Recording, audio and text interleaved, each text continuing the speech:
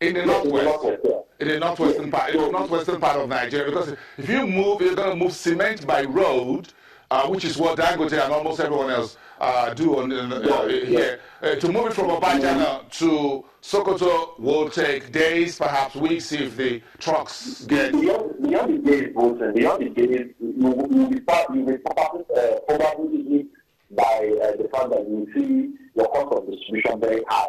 And that's not something that Dangote is, particularly for the fact that the small segment of the economy is not something that I'm sure we want to emit a lot of resources to. So yes, they will probably enjoy a lot of, I mean to say now, they probably enjoy a lot of more monopolistic advantage around that market. And I think that's what investors are pricing.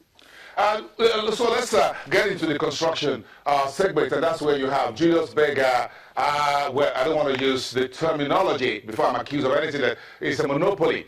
Of course, we've seen a number of other construction companies also building bridges and other high-level infrastructure. But of course, when you say construction in Nigeria, Julius Berger is synonymous with the Federal Republic of Nigeria in terms of what he's been able to do within the country. So, Julius Berger will be involved one way or the other.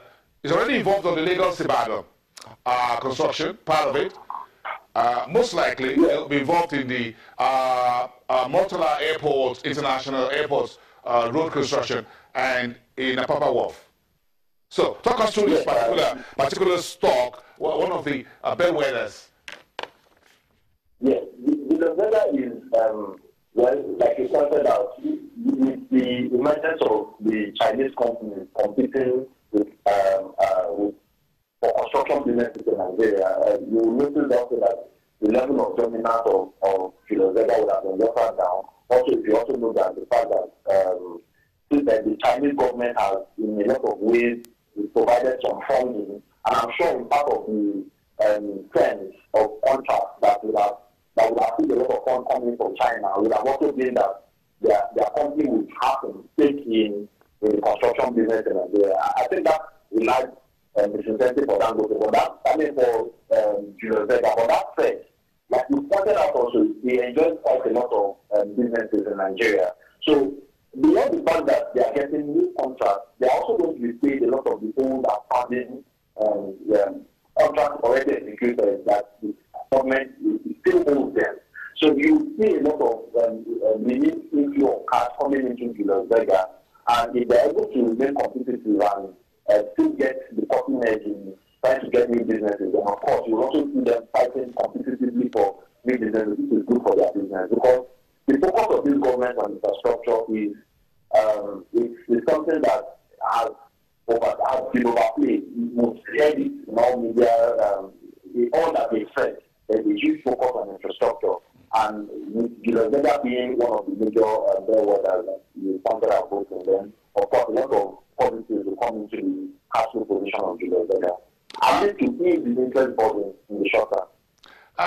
Chukwuma, let us put the Julius Berger charts on the screen for you, and let's digest this a little bit. If you're looking at the bottom of that page, I'm sure you can see the key drivers there.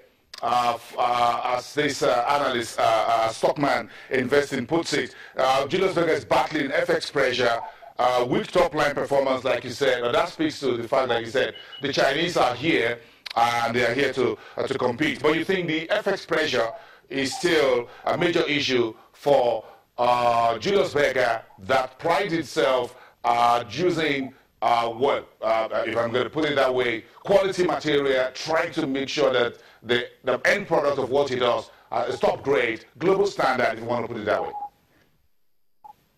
Well, the FX pressure for Julius Berger, I mean, they would have committed a lot of resources into bringing in material for the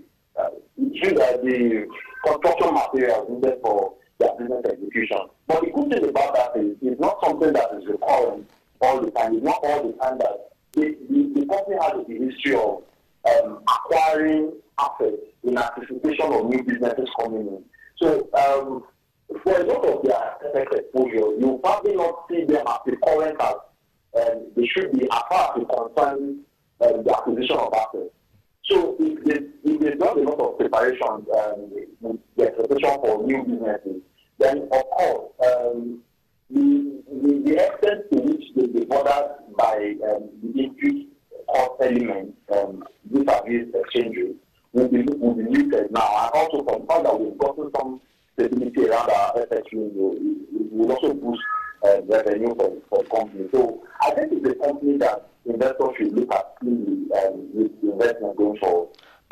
Finally, Chukwuma, thank you for your time. Just 1 minute or two. The Nigerian government yesterday inaugurated a technical working group for the new infrastructure master plan 2017-2020, $3 trillion, massive first international infrastructure plan. Do you think this is one thing that should get investors, perhaps who have been sleeping on their industrial goods stocks, to wake up and dust them up and say, hold on a second, it looks like there's money here? Well, okay, there are two ways to look at this. Yes, for an investor, yes, of course, it means that you be looking keenly at opportunities in industrial goods and construction, because of course these segments will be the major recipients of the work. Also, the benefit of hindsight, we've seen cases in Nigeria where a lot of money is proposed to be committed into infrastructure, and they find their way into other segments of the economy, or just simply not deployed into anything that is productive, maybe back to the current expenditure. And that is a key area that foreign investors will be carefully looking at. You don't want the situation where you have that kind of money unlocked and not make it productive for the economy. That can become counterproductive in ourselves. So there are two ways to look at it. Positively from the investment angle, yes, you will see a lot of activities around construction and industrial good companies. Okay. But on the wider economy also, it is something that we must ensure that due diligence is done. Okay, Chukwuma, thank you very much. Thanks for reminding me that I shouldn't get too happy yet with that news. I'm going to try to tame my optimism. Have a great day and see you in the days ahead. Chukwuma, I am the head of research at GTI Securities. We'll be back with the big story around the delinquent loans in the banking sector and what that means for an economy that is still weak down below. We'll be back.